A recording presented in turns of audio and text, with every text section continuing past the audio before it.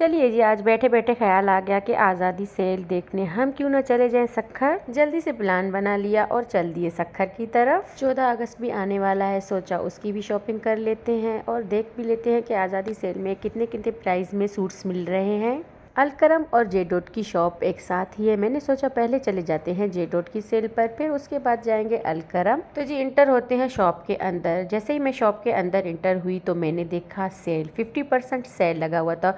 जैसे ही एक कुर्ती को हाथ में लिया, उसमें लिखा था 1600। तो मैंने शॉप वाले से पूछा कि ये कैसी सेल है जो 1 पीस सूट ही 1600 में मिल रहा है, तो 2 पीस कितने का होगा।